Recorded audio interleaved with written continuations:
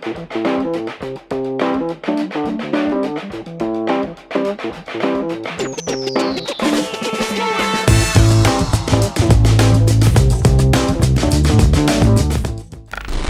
how are you? Good. Little rough voice and sore feet, but it's been awesome. No worries. And part of that is because you have brought 2 weapons to the 2023 SEMA show. This is kind of like an evolution of you getting into cars and car culture. Yeah. So grew up just loving cars always. Started modding cars as a teenager. Got into computer games. Started making money. Superchargers, suspension, all that stuff.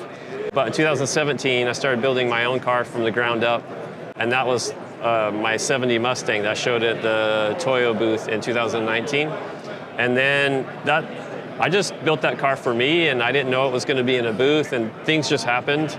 And then you just happened to build a groundbreaking car for the Tread Pass. Yeah. That breaks the internet. I don't know. It was a friend knew a friend, and then I'm talking to Stan, and then he's like, "Bring your car to SEMA," and I've never even been to SEMA, and the car exploded, and my Instagram exploded, and I had a GT40 on order, and it showed up, and I was just going to put a motor and a transmission in it, but then I started to I don't really like the headlights, and I made different headlights, and I made taillights, and then that led to like wide bodying it, which nobody has really done to a GT40 before.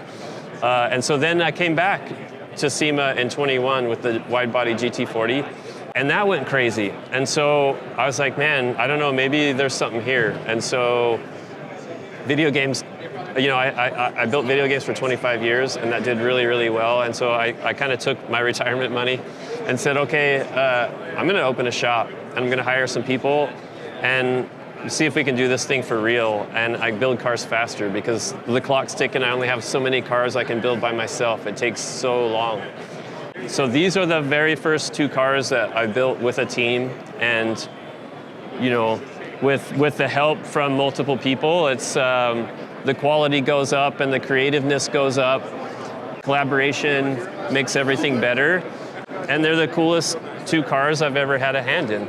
Yeah, so because now what you've become is you've become the conductor, right? And then you're just telling your guys your vision, and then they can actually become a real thing. Yeah, and this is all self-funded, so we don't have customer that is dictating things. We don't have a specific budget. We're just trying to focus on a theme and build sort of the coolest car to that theme that we can. So then let's start on this Galaxie, right? We'll start on the Galaxie, and then we'll move over to the Mustang. So what's the story and what's the theme behind this build? Yeah, so my dad's favorite car is the Galaxie, and I had already built my Mustang, my GT40. So I bought a Galaxie, and I was like, what am I going to do with it though? And like nobody even makes a race chassis for a Galaxie. So what am I going to do? And I saw Goodwood. I saw the Galaxies racing in the UK and mixing it up with the little Ford Cortinas and the Minis and the Jags. And it was just such a cool thing to see this giant American car pounding around a racetrack. So I thought, well, what if I make a full track car, like a big track car? I had autocross. My Mustang was an autocross car. So I called Ron Sutton, and he designs and builds custom race chassis for whatever you're building. So I called Ron. I said, hey, I want to do a Galaxie, and he's like, well, that's a big car, and it's a 119-inch wheelbase, which is the same as Indy cars, it turns out. So he designed the chassis for me, sent me the blueprints, but now I have blueprints, and we got to build everything, the frame, the suspension, like the roll cage, everything. And I haven't done that before, and nobody that was working for me has done that before. So we had to work through all of that stuff and figure out how to do it. So this is kind of the very extreme, like it's a full race chassis. It's the motor drivetrain offset to the right an inch. It's pushed back 10 inches. It's a 50-50 weight balance. 335s all the way around, and you can go lock to lock. Full race car, but it's still, we tried to keep, it's a flat belly pan, So a lot of aero, big diffusers on the rear, it's all functional. We tried to keep that all under the car, all the aero under, and then on top of the car, try to retain some of that. So, we still have the chrome bright work around the windshield. We still have the original Galaxie grille and headlight trim and stuff. We tried to retain a lot of the Galaxie flavor. So is it any wider than stock, or this is all Galaxie? It's only a little bit with this front fender Got flare it. because to go lock to lock with the big wheels and tires. I just love the little details that you've added to it. And it's just so crazy to me, like you said, how big this is. Yeah. This was never meant to handle like this handles. No, and that's one of the reasons. So if you look on the back, the F of the Ford's yellow, and then the tow hook looks like a U. Yeah, let's take a look at that. It's kind of like a fun little Easter egg It that really you've is. put here. And it's not me trying to be mean or anything. It's just sort of like the middle finger to what the universe expects the Galaxie to be. Like, this is a really serious, nasty track car, big track car. Yeah. And it's going to go way faster than it has any right to go, How was the car when you started off with it? Was it a pretty good condition car? It was pretty good. It looked really good. And like a lot of old muscle cars, by now it's got a lot of weird parts on it that don't necessarily work together really well. It looked cool, but it overheated. The steering was really wonky. So, and I bought it to build, so I bought it. It was really a nice car, but the nice thing about that is like all this trim is original. All the bright work is original. The dash is original. So like, were you able to save a lot of Yeah, this exactly. kind of stuff? So this back of the car this shape is exactly what the trim was on the back, but we needed vents. So that we got an oil cooler back here, a fuel cooler back here, and we're venting turbulent air from the wheel wells out of the back here. So we maintained the shape, but we kept the emblem It's floating so there. cool. Yeah. And then this too, like you said, the arrow, it doesn't look too out of the ordinary. Yeah. It actually fits with the lines. That's one of the things we're most proud of is that we put a big diffuser on a 64 Galaxie and it really doesn't look out of place. It doesn't look funky, but we respect, my background is art and computer games, and Tom, who works with me, he's also got a background in art, and so we really try to understand the original designer's intent for the body lines and that sort of thing, and really try to respect that and not mess it up. Yeah, because they never intended for a vehicle like this to ever exist. Right. My joke is always like, this was not meant to go this fast unless it was like thrown off a cliff or something, Right. But it's so cool that you've created this. I know there's a special story with the taillights too. Yeah, so these taillights? are, I designed these on the computer. I really like the turbine look of the originals, but they looked very, very 60s. And where we were updating and putting modern wheels on it and stuff, it was just one of the things that kind of bugged me, and I felt like I wanted to revive a little bit. So I researched turbines. I got a lot of influence from those, designed them on the computer. These are 3D printed. This 3D printed aluminum, which is new for me, but you can 3D print aluminum and then polish it, and it looks like it's cast or it even looks like machined. it's machined. Yeah. Yeah, and then the lenses. I learned how to make molds and pour resin and make my own lenses, which was really, really fun. So cool. And then so the exhaust comes out of here. Yeah, I have a McLaren 600 LT, and you just gotta love the exhaust coming out of the back of it. The Porsche 918s did it as well. And we actually had some technical difficulties because of the cage and the cooling and the diffuser in the back, where we just didn't have room to run the exhaust. It would have run right next to the fuel tank, and it would have heated the fuel. So we were like, what if let's just cut it off here? Like, what if we just bring it up through the back? Can we take a look underneath or from the sure. trunk? I just can't believe how the finish of everything is just so good. What is going on with the paint? What's the theme? Oh, it's like a cow? It's a battleship. Oh, In the Midway, I think, in World War II, they did camo, and it was this diagonal gray and white camo on the ship. And it just felt like this was a big battleship designed to do battle. on the racetrack. What is that called? Like dazzle camel or something? Oh yeah, something like that. Yeah, I should figure that out and use it. But this is crazy. Yeah, so you can see the ductwork here for the coolers and the turbulence out of the wheel wells. And then if you look in there, you can see the decoupled 3-link suspension. So it's a little bit different. I haven't ever seen it on, a quote street car, but it allows the rear axle to wrap forwards or backwards in a controlled way, so you get more traction under acceleration or deceleration. It's amazing to me because what we're looking at into that cavern is basically the underneath of the car. Yeah. Right? Because that's where the exhaust and everything is. Yeah, but you have to basically cut into the cabin and block all that off so you can have the upright that the decoupled 3-link connects to. And the shock in the 3-link, the compression and rebound is adjustable and controlled in the interior. So did you have to tub it pretty extreme too? Yeah, we went in as far as we could. Like I said, we run 335 Hoosiers on the racetrack, so those tires are so wide. I cannot believe how nice everything is. It's just so finished. Yeah, it's incredible. So Tom did these. He's the other guy I said that had an art degree.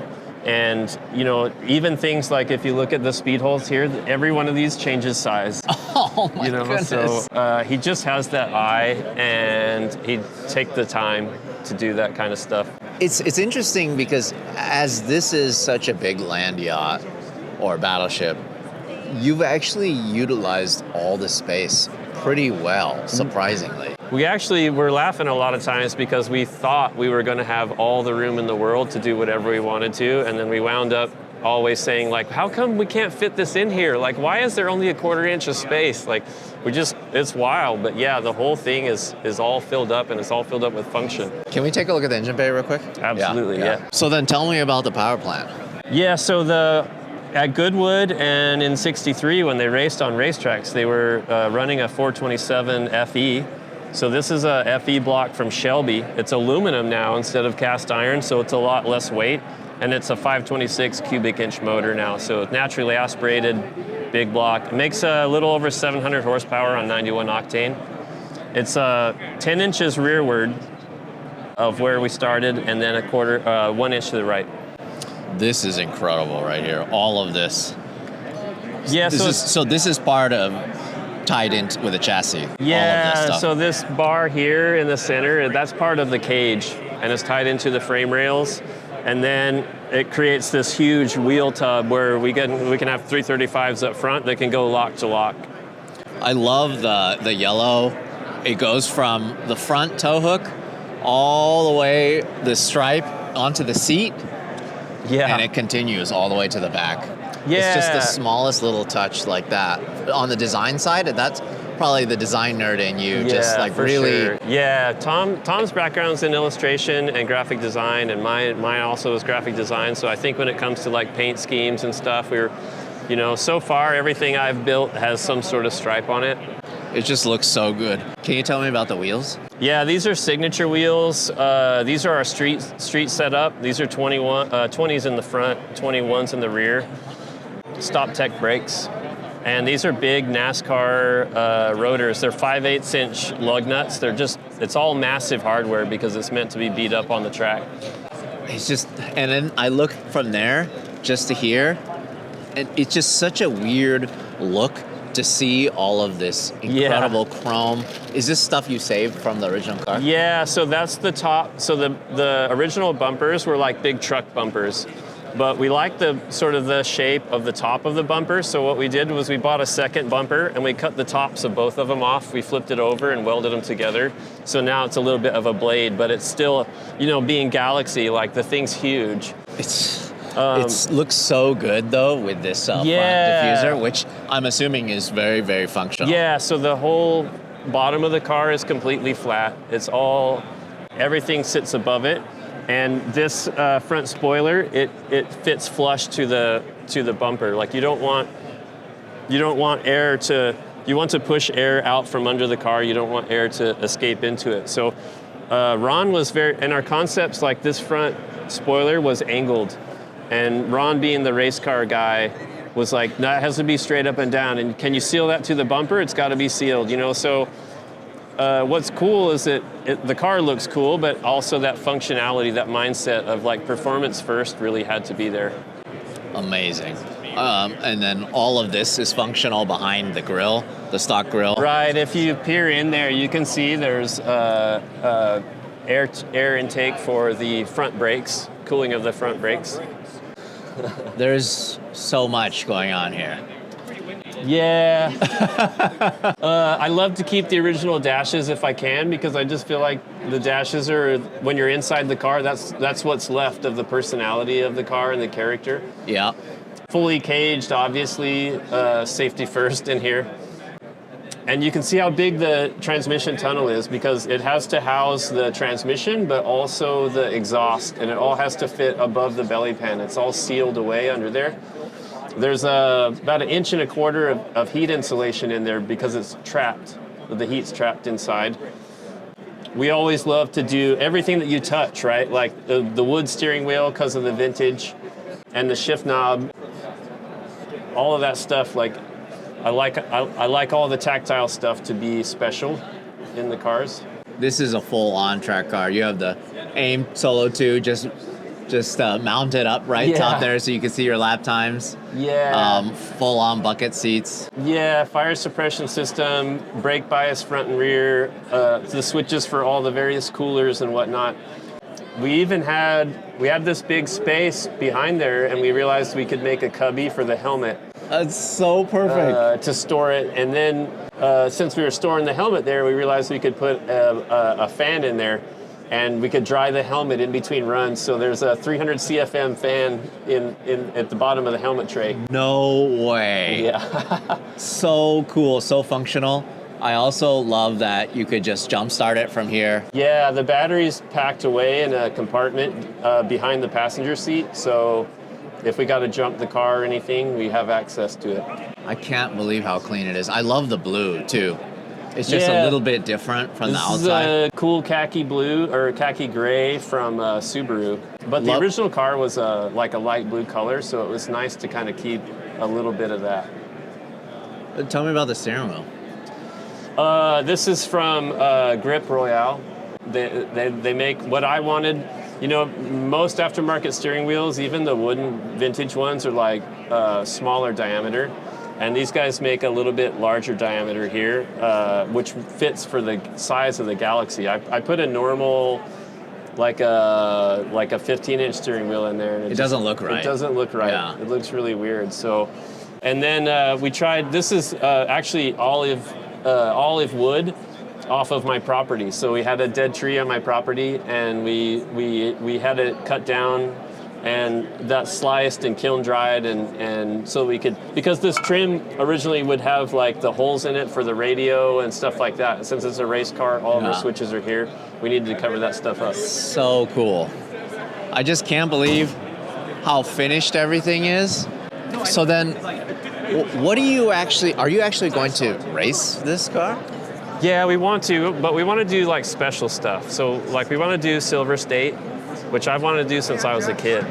So high speed stuff, Silver State, you know, maybe go to the Texas Mile for fun.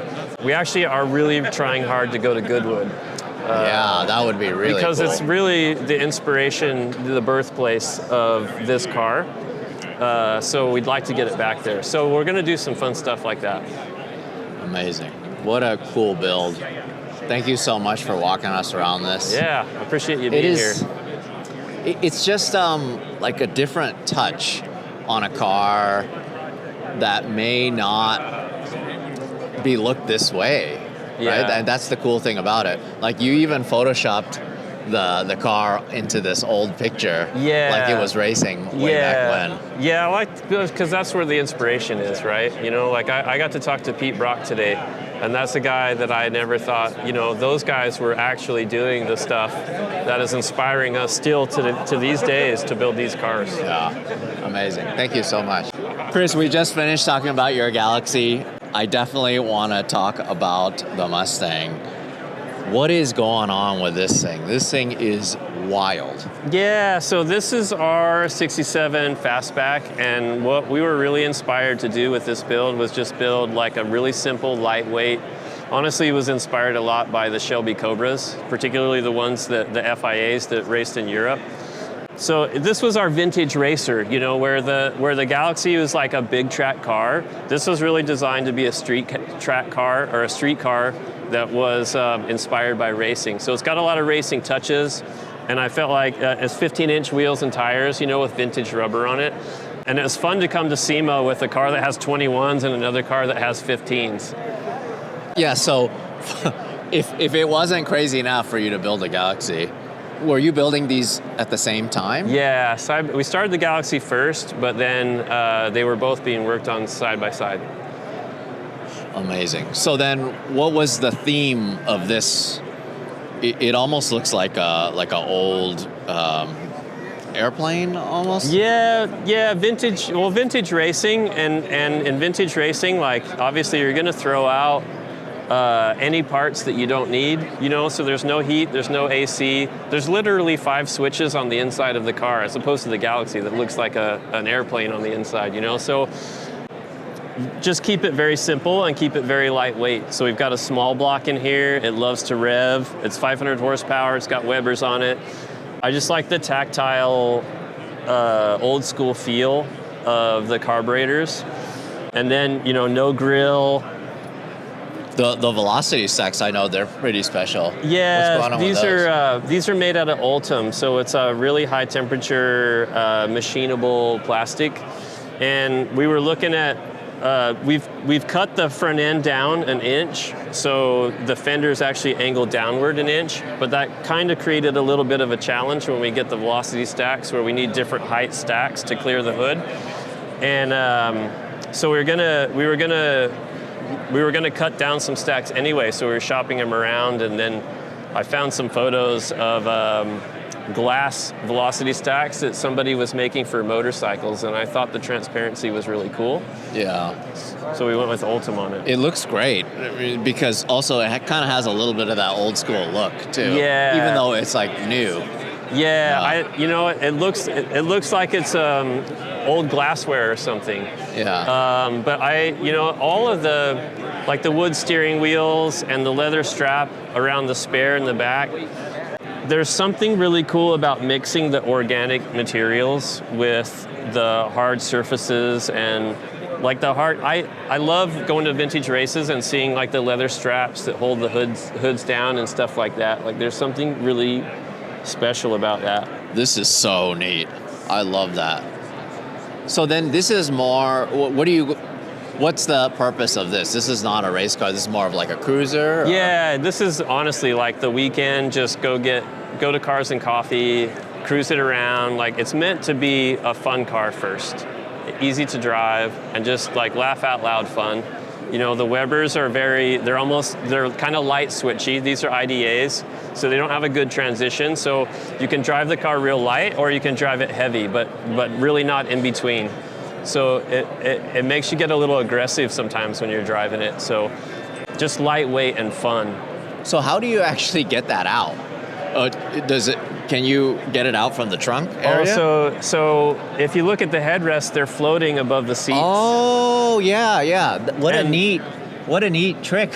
Right. Those they're actually attached to the cage. Right. And then we have these pieces here where you can take the screw out, and then the whole bar comes out. And since the seats are low back and the bar is about the same height as the seats, the spare comes over that.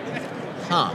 So then it is just like a roll bar, or it looks like it's really tucked pretty close to the actual body, huh? Yeah, and we kept it, again, the priority was a street vehicle, so we didn't want the forward part of the roll cage, because without a helmet, it's pretty dangerous if you get into an accident. So it's just the back half of the cage plus the door bars. Right.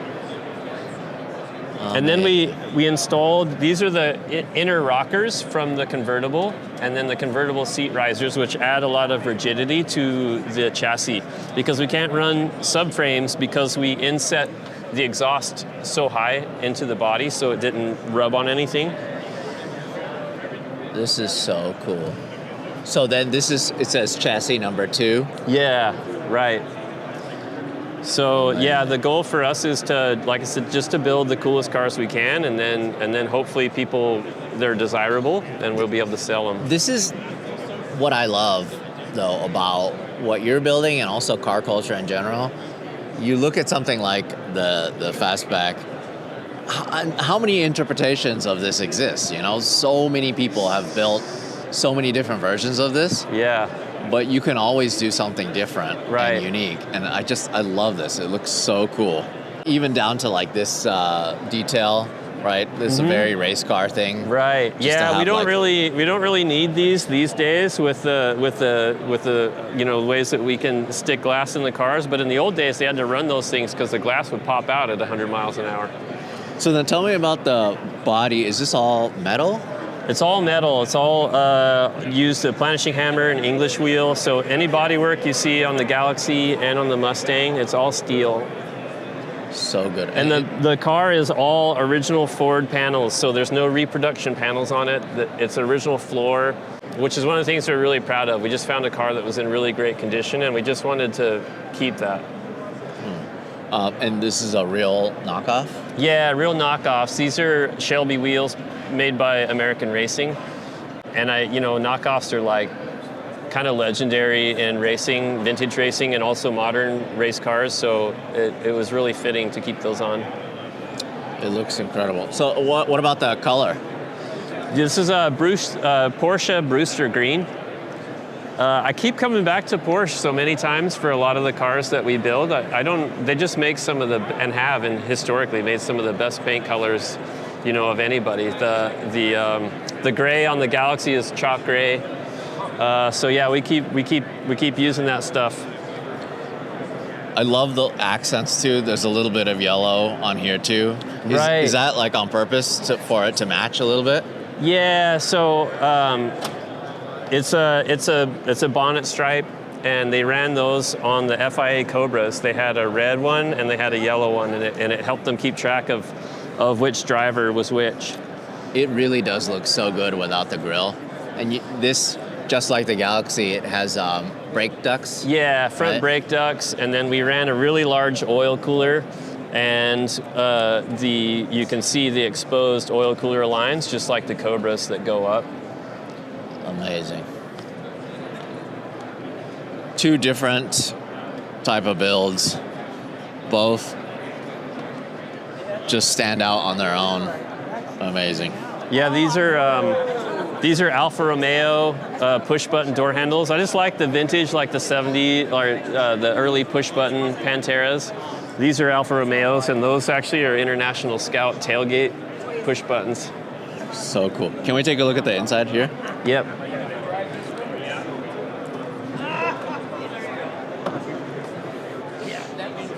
So again, super simple and functional.